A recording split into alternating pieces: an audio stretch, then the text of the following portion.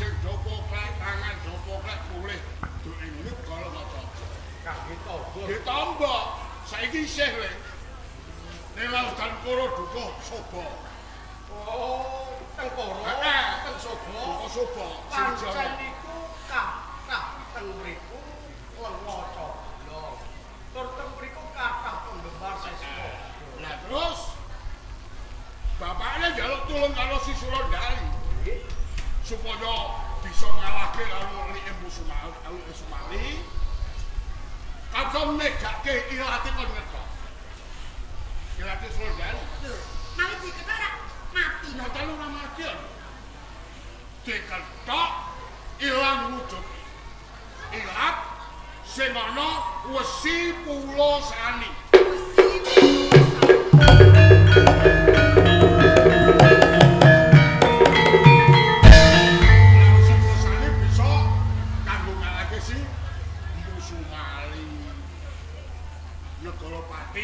Balik ke Nastani belum Bangjono Mbu Suwarno diwehi bumi nyagul ora kena tarik pajak dadi bumi ki aku lajeng Pulau Sari menika dadosan lah terus dianu terus di babat Wesi Pulau Sani dibabar karo Mbu Suwarno nggone gawe pusaka kanthi tapa bisu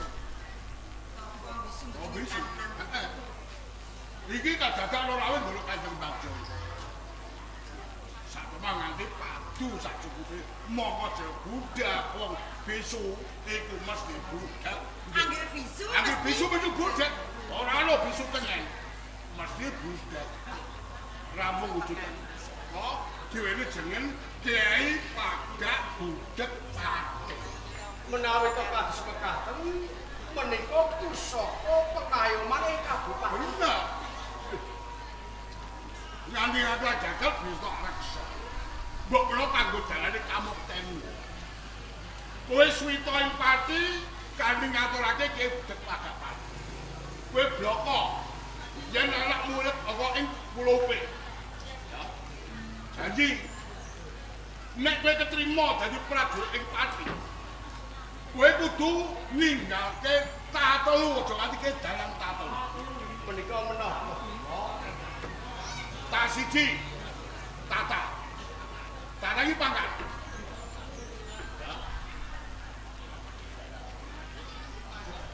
tak kaping 8 wanita sing kaping 3 harta menungso kelangan kedanan harta mesti puja sawu barang apa nopo pundhak nganti golek kesuwen budaya iso suci. Sing kedalu tata wani gendak sekolah karo atasan. Supaya aku ndak pangate ndur aku simpule. Iki sing kuwasan. Wanita. Wong lanang wae dan wani wadon. Ah, li anak bojo. Ora kita anak bojone ra kuat sarapan. Duite beno demenane. Menapa ingkang dados wengalipun perkawis wanita bondo lan pahat kanggenipun gemelar menika nampung barat ingkang sepele ingkang saku anggen kula omah-omah kalih udase menika saged kawis muga tinampa suwitan ing pati lumantar Kyai Budak Padak Pati. Nun sewu Bapak, napa dipun keparengaken kula nderek Kakang Gumilar. Nggih. Yen bojo wis entuk gawe wong. Iki durung entuk gawe to. Mundak nyambung griplan dongake saka omah wae. Ya, boleh entuk gawe ya. Jenjen namung nderekaken Bapak. Kakang Gumilar. aku njaluk lawan. Wong aku njaluk lawan Kakang, jaganen katresnanku. aja kuwatir Kakang, aku gemeling lawan sampeyan. Yen wis ana kerampungan, mengko sampeyan ndak boleh tak enteni sak ketemu yo Kakang. Kakang,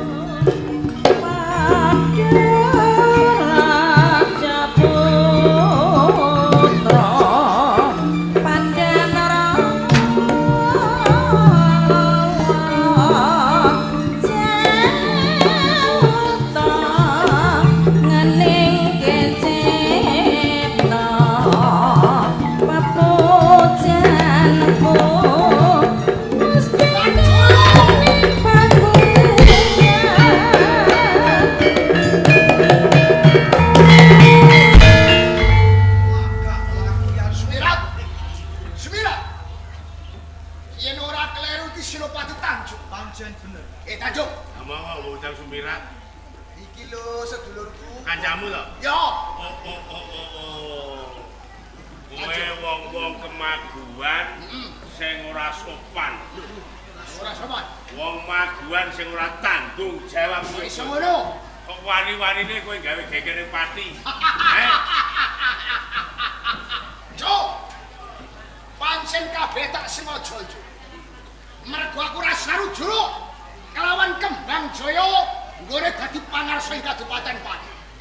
Umpama kowe dadi aku, mbok menawa runtik atimu. Coba ngrasake. Pancen kuwi bener. Parangjono. Biyen Bumi Mutia. Ora asok pajek. Nanging saiki sawise Kembang Jaya dadi bupati, ora megatake kawulaning Parangjono, Cuk. Parangjono endi? Juwana. Juwana. Ayo keten kowe ya, Pak. Pancen kabeh bener. Kembang Jaya kuwi lali produksi. Dheweke kemlinti. Dheweke sesumbar. Ora eling marang kaeka. Parang Garuda rikala semono kapenewon ageng agung. Nanging saiki tindih marang kabupaten. Mula mangkin-mangkin sajroning aku. Aku kepengin jungkeng kawibawan Kembang Jaya. Tak lensir iki. Sumirat. Wis Sundaka. Endi pangarsamu Sena Kumbara Brajakara ndi ora ketok? ora usah dadak Sena Kumbara. Sumirat lan Cundaka saguh ngadep. Aku nek mung loro tanggung. Oh. Dadi penjalan, Mas. Kang Mas. Sena Kumbara Brajakara. Apa kowe ya? Mergane Manis rangga satriya dadi iki pangarsamu. Adine penewu nyunyuh rumput almarhum.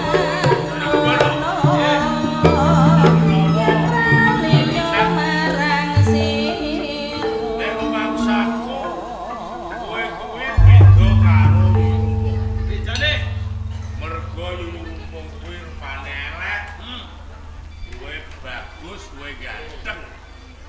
Kowe piteksa. Aku iso maca atimu najan ra ana tulisan. Ya dak diwaca piye? Kowe iki jane wong apik.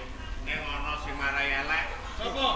ndak wonge. Iya iku sing marai. Bejijat siji ku nek ora ana, kowe ora bakal tumindak ana. Gua koni ta ora? Hah? Yo Lin. Yo nang. Ora tak silap.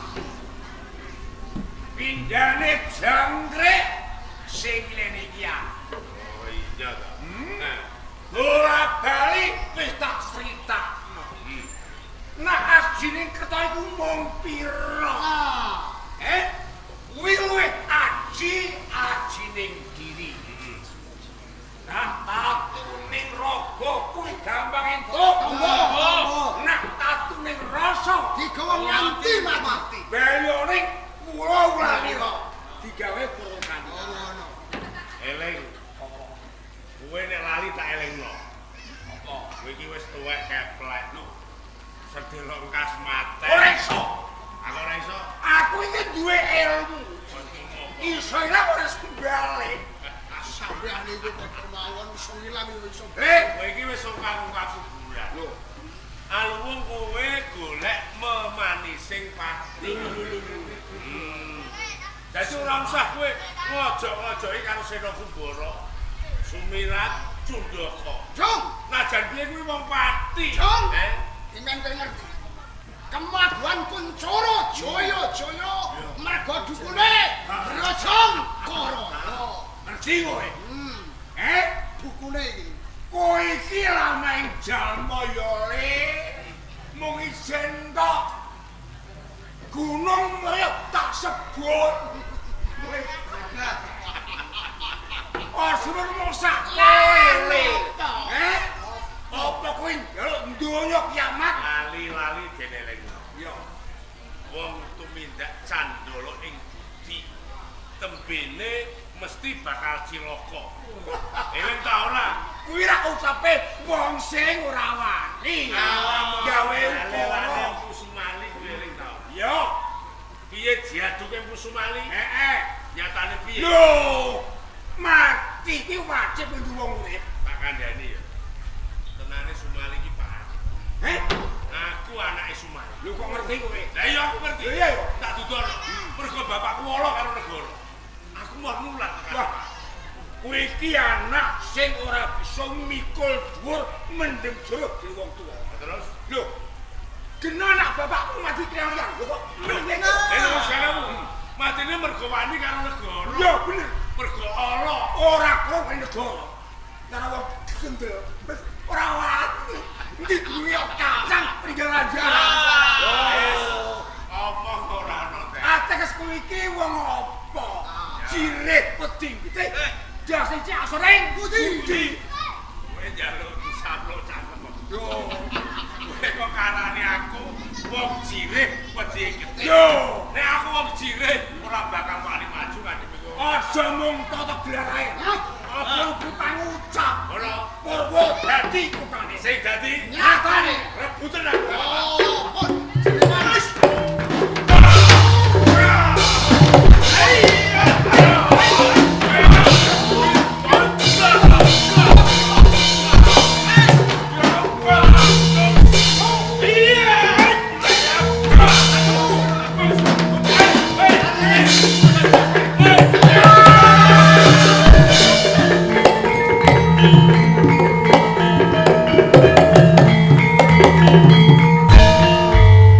Aduh ya. Biasanya aku menangan kok iki kalah ya. Lho ta. Malah ono bakul bekecot.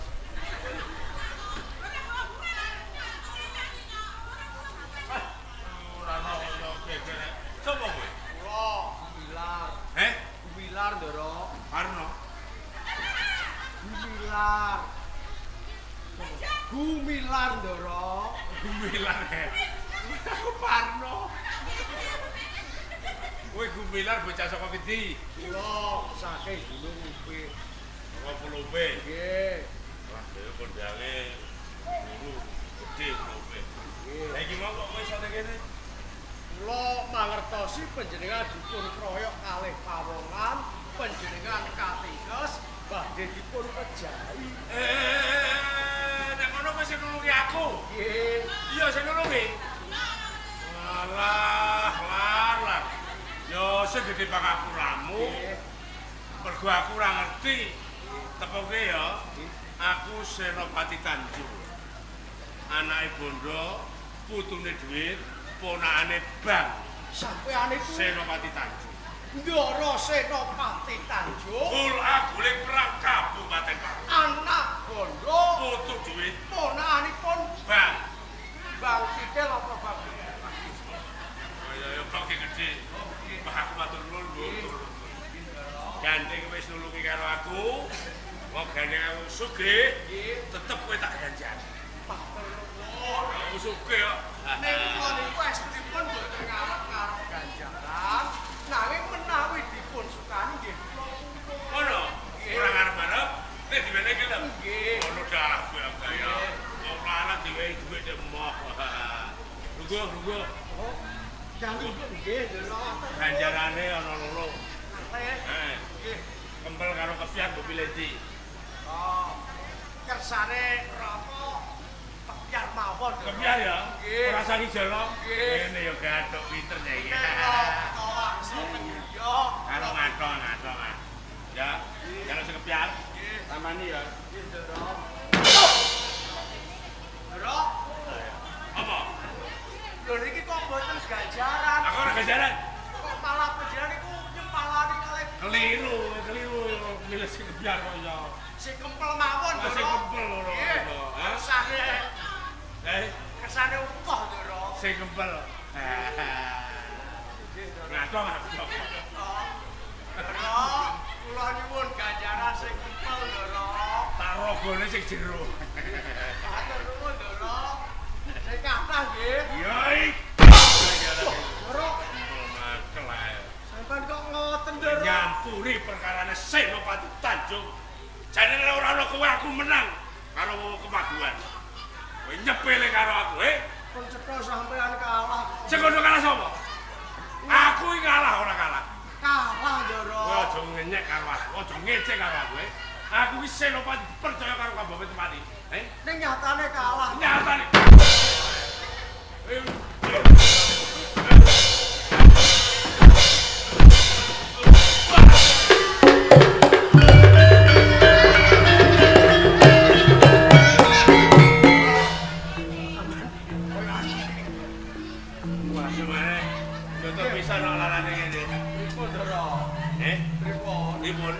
Tetep aku ora trimo. Kowe wong iso wani karo aku. Aku ora trimo.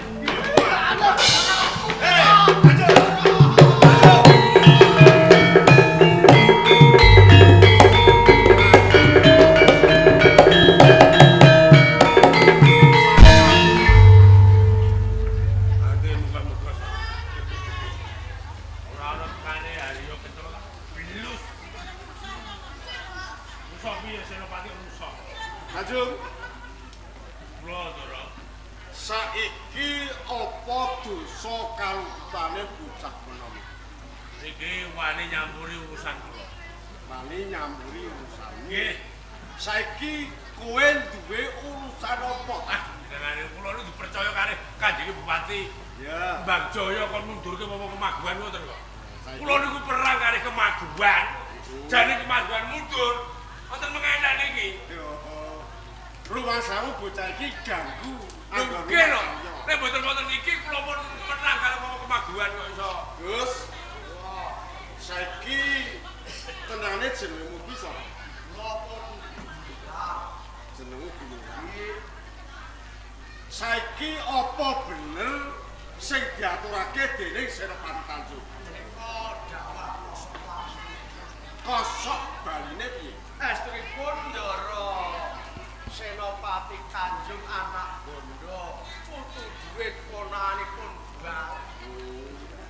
Menika tetandingan kalih lamongan. Oh, Piyambakipun kaseser dipun ringkes ajeng dipun pejahi kalih pahlawan kala wau. Ndelalah kula lentos kedadosan kala wau. Kula tetep kalih Ndara anak bondo. Oh niku jenengan percaya. Percaya. Ora ana menungso kok ngelek-elek awake ini mesti kepikir awake niku. ngono ya kena. Ngomong tadi bener awake dhewe, mboten ngaten. Nah, iki mau kasunyatan. Iki tak deleng saka kaduan. Oh, Iki tak deleng saka kaduan. Sampai deleke pundi ya. Lho, nah kowe maju perang. Kuwi aku mlapati lakumu wiwit saka Kabupaten Pati. Malah saya ning kaya wara. Yo kok kaya Oh jenengane waraka dalem. Iya. Klebu Senopati. Bener. Lho nek kula perang kok dibane mboten diwangi. lho. Perang kuwi kok wajibanmu. Mergo kowe sing ketok dawuh saka kerjane Kanjeng Bupati. Najan itu dawuh jenengan nggih padha-padha wong pati, wong pati. Lah nyatane sadurunge aku nulungi kowe. Iki ana gumilan sing Ketok tetep. sampean bilani gumilan. Sampeyan iki bola kula apa gumilan? Lho, aku kuwi ora bola sapa-sapa, ning sing tak bola kuwi sing becik, sing bener. Oh, becik kok kaduan kok. Niku, Iki terus panjenengan nyawangi kleru. kok kleru piye? Piye sudah mripat? Bapak niku malah ditukaran piyambak. Lah iya niku ngeyel kok Gusti Mati. Niki kula pripun niki? Ya. Saiki iki wis cetha. Kowe sing nulungi Senopati Tanjung. Bedene cetha kok nulungi. Aku Ora sing masuk perang kok. Aku Nek sampeyan iki pati pinter iki perkara sing rampung iki ndoko ndak bisa ndoko ben rampung terus. Lho lah iya. Sampeyan wis suwe rampung kakak. kula iki apa tak jak lungguh Ora pati cetha. Lah nggih. Lho lah iya. Pecah debat Pak. Ya piye. Piras pantes estripun kula menika badhe nyuwanke pusaka hidup aku. Iya. Saiki yo tak kali buka kendala. Ah, ngoten lah. Enak. Ratu ya. Pandhan rawa jawata ning kecipta pepujan aku mustikane pagulingan maneman kalih priya rama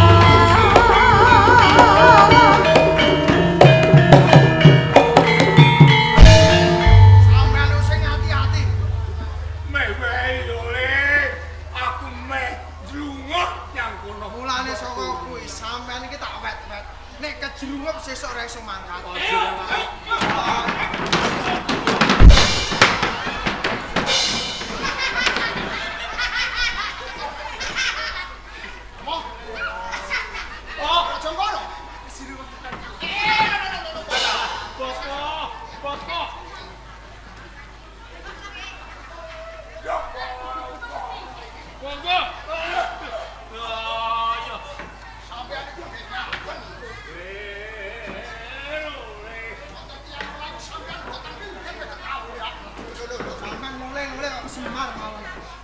Sampean mboten gelem minggir. Ngomong. Tak Boten sinangga enteng. nggih. Bupati Surya jeneng Pranak Okol kuwi kalah. Lajeng Wong kudu ngaku-ngaku. lho akale terus pipun? Pati bisa bubuk. Udek magak pati untala. Kula colonge.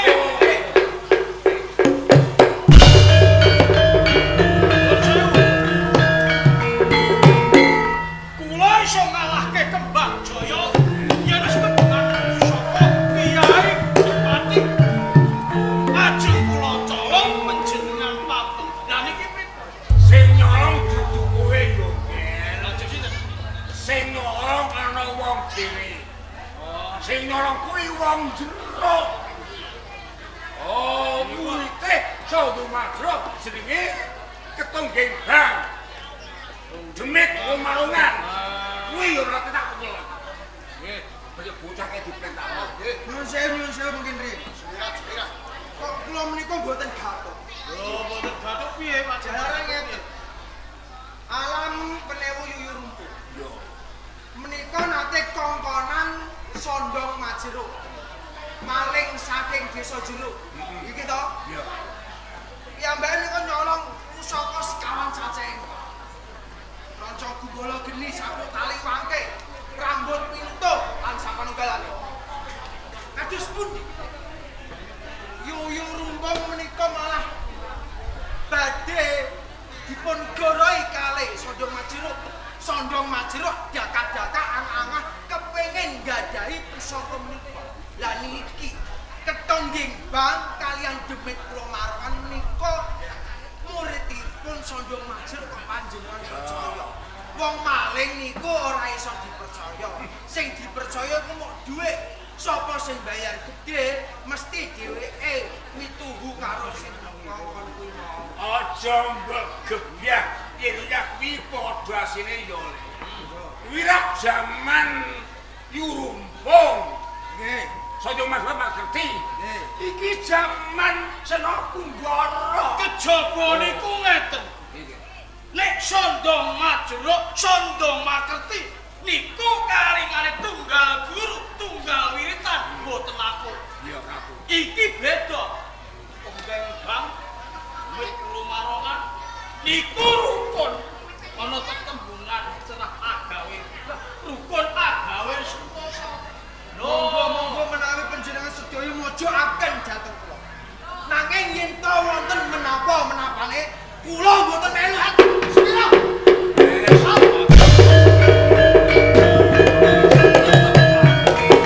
Rasah digagas. Sumirat kae no diarani jabane apik karo awake dhewe. Ning batene kuwi cekak. Pun cetha sumirat pakanipun kados ngaten. Ah, Nanging Bapak Begawan Brojongkara, Kang Mas Seno Kumbara. iya piye, Dik? Ampun arit limanah. karepe? Tasih wonten kula Jundaka. Ya. Kula ingkang badhe tumapak wonten ing Jeruk. Jeruk Pinanggih lan Demit Kula Marongan Ketong Gembang. Wes. Ora, Ngerti ya. Hari wae. Hari ya tak dekno. Pandan rawa jawata ning kecita pepujanku Gusti kaning pakuling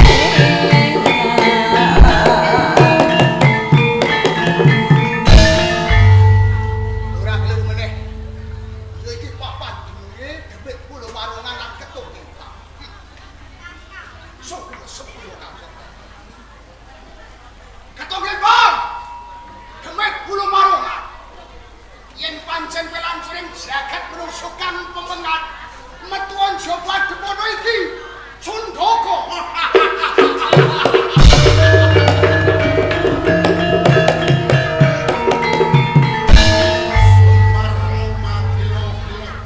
Pindane bisa njerat siapa? Apa sing tok arti nganti wis sumbar nantang kelawan aku upapan. Katongging Bang, lan kowe demit kula mati. Yo, Tetak kowe papan dulungmu kene pancen ana gati. Aku kepengin nyoba sepira to kadigdayan wis kondang karo kowe.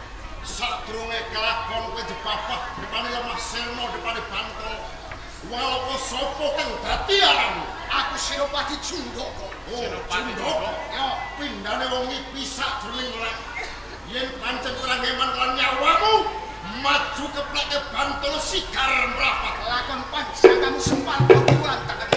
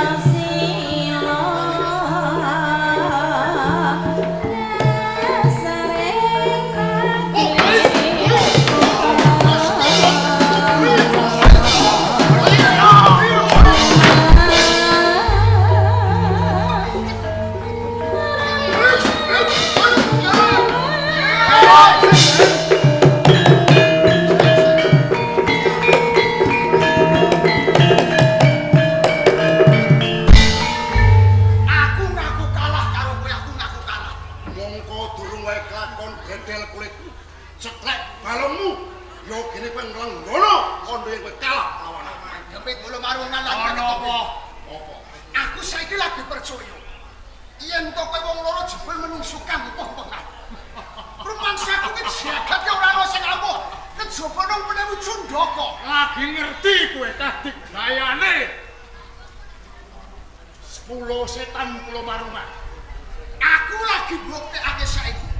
Jember ampuh tenan. Iki ngene. Demit Pulau Marungan lan Ono. Sepisan aku kepengin nyoba sepuro kasetanmu kang ongkolor pancen ana gegati. Yen kowe ngandhake kepengin nyoba marang kasetan, mongko saiki wis kelakon tanggep jojol lantaran bau kelawan aku. Aku duwe dedel kulitmu, kowe nyerah ana sak tengah palak. Kaporo kowe ngandhake uga wigati mung aku lan kowe. Sakjane opo sing kok arep? Demit Pulau Marungan lan ketum kene. Yo, Sadurunge tak blagake apa wigatine, aku kepengin ngerti. Apa kira-kira kowe wis ngerti apa iki? Yen to gurumu ya wong tuamu Sondong Majruk, kuwi matine dikrenah dening wong ing pati. Pancen sak temene aku krungu kabar perkara. Nanging aku durung mangerteni bukti lan kasunyatan. Yen pancen kowe mangerteni, dununge wong tuaku ya dununge guruku. Enggal walau kok ing pengarepanku sakjane apa sing tok kae? Dimen sekolah gamblang bakal tak jelentrehke. Tenane wong tuamu Sondong Majruk ki matine dipateni wong pati. Kembang Jaya sing tumindak sing kaya ngono. Aku seksi. Dadi kabar kuwi ora mung ngaya-wara kaporo bener. Iya, Yen wong atuwaku Sondong Majruk kuwi mati mergo dikrenah dening Bupati Kembang ora Jaya. keren. Mongko kowe jenenge anak utawa murid. yo, Apa mung cukup meneng? Yen to ngerti wong tuamu ya gurumu mati dikrenah dening liya. Ora. Ora. aku ora cukup meneng. Mergo apa? Aku urip ing alam donya. Umpama aku bisa urip mulya, nanging ancek-ancek bangkene wong atu aku ora nrimakake perkara iki. Bagus. Kejaba saka kuwi, iya, aku go ngrumangsan cilik digedhekke bodho dipinterake. Lho yen aku ngerti wong atuwaku yo wong guruku sing winterke marang jiwa nerakaku. Dikira diri liyan. Sagatuk-gatuk nalar aku bakal bukti to. Aku jujur. Ketempeng Bang, Yo. kan kowe demit kula kok. Kepiye? Yen kowe kepengin maleske patine wong tuamu ya gurumu ki ana dalan. Alah, Yen kowe ngandhake supaya aku bisa maleske sosro wirang wong tuaku. ngandhake ana dalan njur apa kang dadi dalane? Mending kowe bloko ae. Yen to kowe adepan kelawan Kembang Jaya, Kembang Jaya. ijen padha isih. Tangeh gendong lamun kowe bisa menang. Jalanan apa? Kembang Jaya kae dijangkung dening Dewa. Kembang Jaya jinangkung dening Dewan sing tegese kepiye? Ing Kabupaten Pati. Saiki kecondongan pusaka kang ampuh. Ing Kabupaten Pati kecondongan pusaka kang ampuh. Bener. Njur apa kang dadi pusaka ing Kabupaten Pati? Jenenge Gres Kyai Pagak Gudeg Pati. Keris Kyai Pagak Pati. Aja muale. Gres Kyai Pagak Gudeg Pati. Keris Kyai Pagak Gudeg Pati.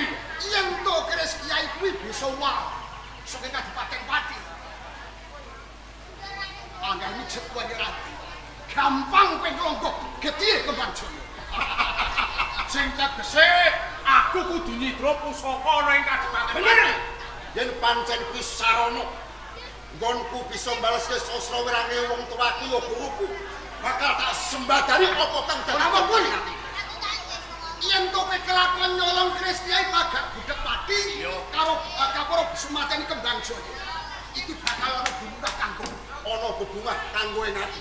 Njur apa bebungahe? tenane aku wis sareng mbok lawan kabeh penuwi ana ing Berang Wetan. Kalau bukan Mas Seno Kumbara ana ing Kepaguan. Kowe bakal diupahi emas 3 cawe. Diupahi emas 3 cawe. Emas 3 cawe. Sunduk, yen perkara ganjaran emas 3 cawe kanggoku ora ana sak programe. Ana tetembungan yang tatuning raga kuwi gampang entuk tombo. Nanging yang tatuning ati bakal tak gongan mangane Pak. Rene aku wis mangerteni marang larang sejarah. Yen guruku Sondong Majruk mati mergo diklerah dari Kembang Jaya. Yo wiwit dina iki pati bakal tak gawe karo aku.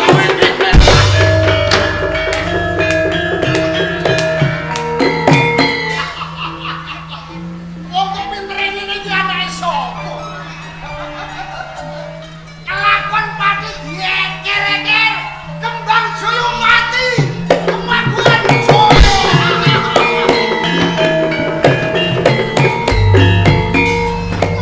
Ya Mas Tejo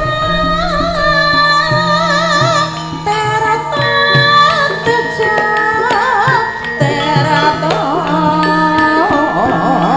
Atmaja Torawana Lela lela kakungi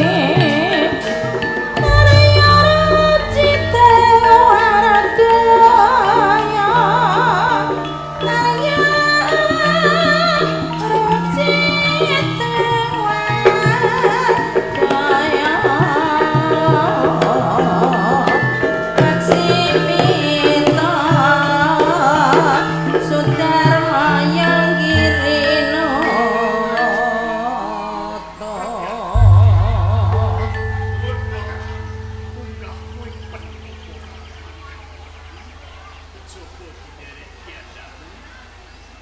Nanging sadurunge coba piksa. Ana kedadian apa ing Kadipati Kembang Jaya. Rikala kula kapatah pinangka jagi wonten ing sakderipun Kitapati. Ing mriku wonten dhatengipun para penaru saking Brawetan dipun pangarsani penaru Sena saking niatipun kepengin damel ing Kabupaten Pati menawi saged badhe nglaisan kawigaten wonten ing kabupaten. Boten narimaken pejahipun dulu untuk rikala. yen ana kedadian kaya tanggung jawab. Kula nepiaken prajurit Pati. Ngantos campur perang. Campuripun benar prajurit sami asring.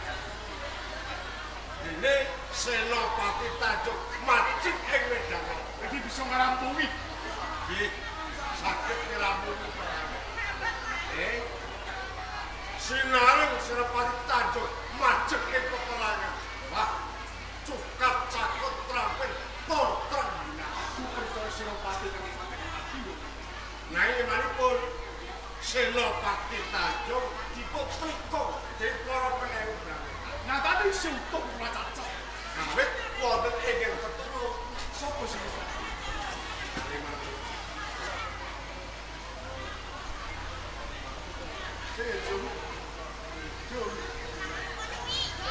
Oke. Ayu. Estu ayu sulis. aku ki lanang weton. Ini kan garwa menika ayu sanget. Kalau ngono garwa aku. Lah nggih menika rak nyamatipun kawula wonten ing Kabupaten Pati. Kawula kurang sing wani nyawang. Wonten iki wau spontan kan. Spontan. Kowe iki semua santai. Nggih. Iki manut aturan ngertian pate dari kokoe. Aku Senopati ono sing dibantu. Sinten iki, Kak? Kowe Nudan sewu. Menawi Gusti Patih kok ngendika menika kaya wara. Lho kula niku menang jan. Tiang-tiang kemaguan sami mundur. Adepan kalih kula, Kanjeng. Kula mboten numuk. Najan kula niku maju teng medan raga. Kula ora wong siji. Wong loro kalih hayang-hayang kula. Ane nyatane wong-wong maguan sami mundur kapratundang musuh kalih kula. iki sing bener piye to, Pak? Gusti Patih nu napa kaya wara kok. Kanjeng, aku yo weruh nek kowe ditlikung para penewu. Lho, kok ora ana kanoman kae sing Bapak kok weruh, sampeyan omongane mentra-mentra. aku ora ndereke kowe Esuk tempe sore dele. Jare wau omong tak sama kok kaduan. Aku weruh. Lho, ya iya. Cukup. Wis kula niku bingung ngadepi Patih Arya Wicana. Iki mergo sapa keayaan Patih. Nggih. Cukup ya. Iko sing kudu kae. Nggih. Cak wis. Dawuh katimbalan kula Kanjeng. Duduk kuwi Nur. Cak apa, Pak? Jangan. Sing dari kene malah kowe sing dangan. Iki bagus iki piye? Bagus nek kaya wedhus. Jenengmu sapa? Kula pun Gumilar Kanjeng. Manut ngendikanipun Trupati apa bener nalika Senopati Tanjung ditutung dening wong soprantan sing tetulung kowe. Bukan. Nggih ta? Loh. Patih niki gawe-gawe acara. Wong cepet nek Gumilar didangu karo kanjengan boten kok. Iki ono kesane Kanjeng Dipati Kugat Solo. Alah. Cakae boten iki. Piye to sing piye? Dereng rampung anggen kula mawon. Kowe tak dangu kok boten piye? Mboten kula selaki pancen kula ingkang ketemu. Dadi kowe tenan. Nganti slamet. Nggih. Jo. Ora ono Gumilar dadi apa? Ngono lho kuwi. Sik. Gumilar. Dawuh katimbalan kula. Jur kowe bisa ngranggulangi campuring perang prajurit mati lan para penewu Brawetan lihat saka omah apa mambu ngendi lan arep menyang endi. Wonten ing Kabupaten Pati pinanggih kalih Kanjeng Dipati Kembang. Ingat aku nang Kabupaten Pati Nggih. terus omahmu Kula saking Pulau Upik. saka Kaupik. Nggih. Mongko kono kuwi isine mung padepokan. Pancen kula menika mitranipun Bapak Siapara. Anake Bapak Sambung Raga. Nggih. Kowe Nggih.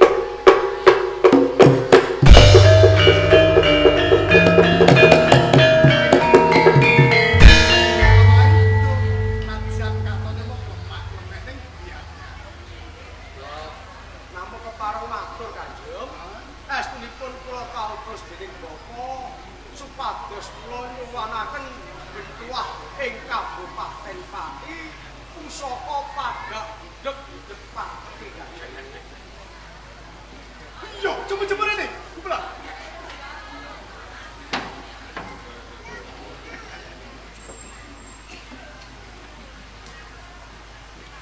Loh.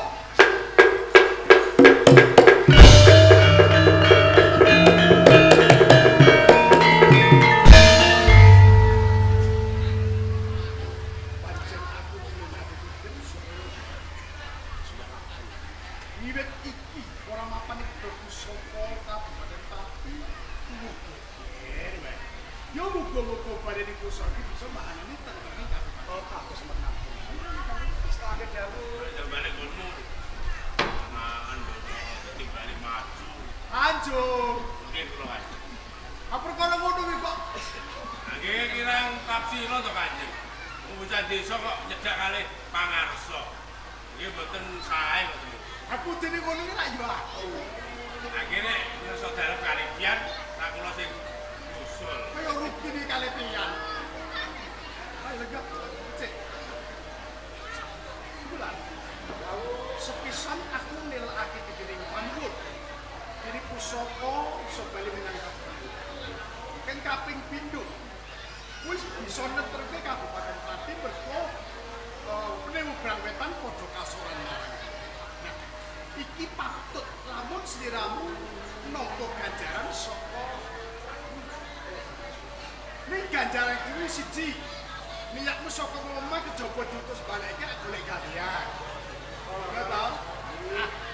Pisan ganjaran kan batok paring kowe dina iki kowe bakal tak angkat prajurit pangkatmu Tamtama. Nuwun. Nggih. Wis tak dawuh. Keng angka loro. Tata atimu ya.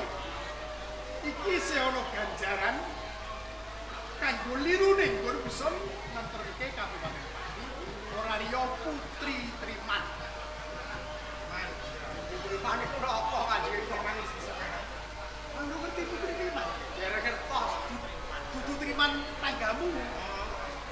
Putri wis ngarani Triman kuwi tampanan. Oh, iki ganjaran sekolahku. Kira-kira gelem nampa ora?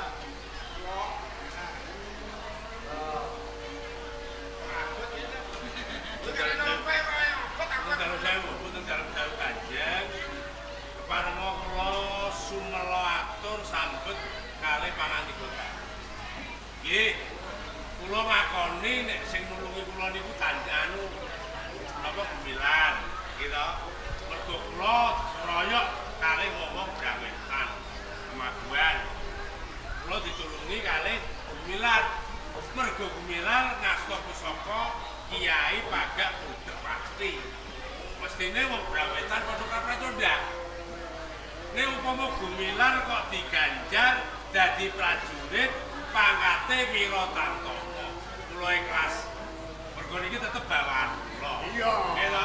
Aku wis bintara. Lah nggih kula atasane. Iya. Upama kula perintah iso-iso wae. Iso. Kula sah, kula ikhlas. Nek perkara Putri Triman, nusawu.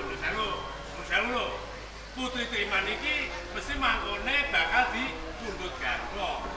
Dipek bojo. Jeneng bobojoane ora kudu dipitung sing jlimet. Pisan petone cocok karo kita. Angka loro, bocah niki sejaga napa duwe bojo lho niki mbebayani lho. Lah terus bocah niki jujur apa ora? Sing repot niku. Mengene teng desa duwe bojo papat telu, rowo ngayu ibu neh cilaka niki. Wis tatanan iki. Aku pas. Lah nggih to. Ini rak burung rampung itu ngendikan karo si. Mungkin mesake putri sing diterima.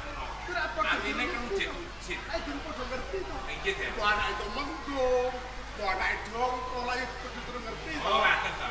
Kejawi nek Ku ponakane kuwi sapa? Panut. Tak gare bocahe. Lah, aku pengen kudu jawab. Apa kira-kira gelem sih aku ndak paringi putri terima.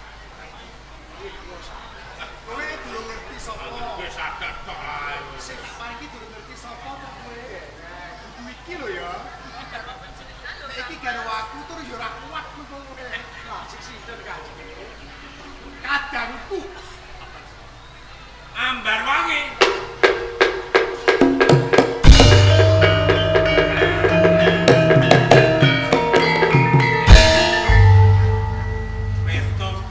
Petung lan petung. Menika kadadipun petung kanthi jlimet, kanthi tirta kawicaksana. Kersa dalem menika tematipun karo wonten Pati. Asmanipun sampun kondang kaunang-unang nganti ngebaki taman. Kaloko sunduling antariksa ngebaki jagat raya. Niki kadang dalem Sulistya, Ayu, Ije to. Mongko niki mung bocah desa. Mboten timbang, bobot bebet, bebet mboten timbang. Tur malih kula ngertos menawi kusumaning ayu ambar wangi mesti mboten tresno. Modele ngeten kita denai.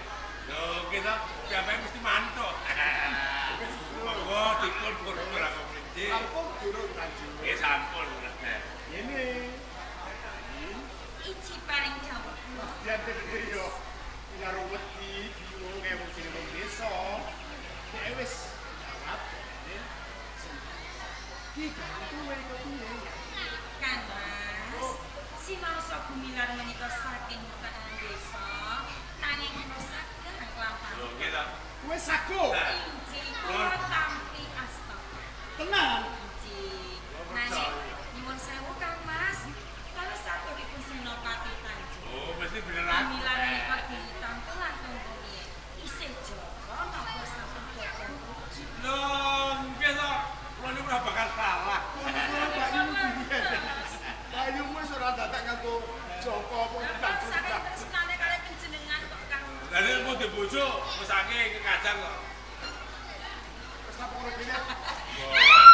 Kang Mas. Sampe yo protes. Dijumpakne. Lu namung paling anu. Ya Allah, Kanjeng. Ya iki senamring sampe tur kanggo Limorati. Tapi Tanjung ngene iki, iki pasat jene ngene iki. Kowe isih Joko apa duwe bojo? Sampun Kanjeng. Oh, sampun ya. Sing di pangapuramu nek tak peksa. Dan nggih kula niku matur mboten wonten salahipun. Itu seperti bojo. Wis sampun iki wis duwe bojo. Lah sampun Joko. Sampun Joko. Sampun Joko. Wis dibuyu lho ya. Kita ngapusi to. Penonton yang menapal.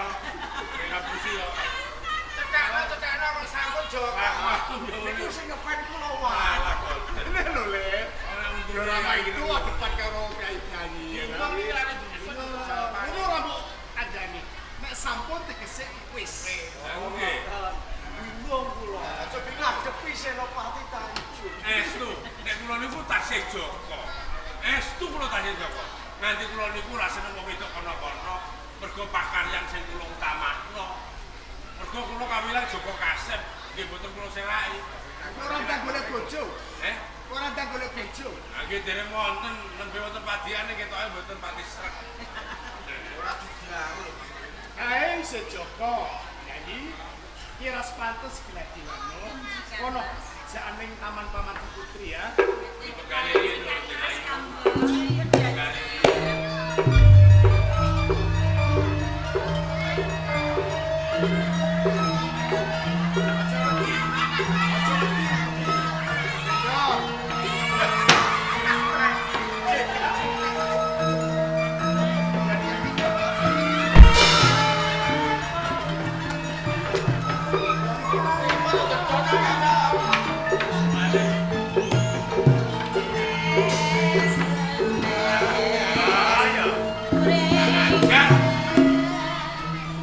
Jane ambar wangi beku ya beku.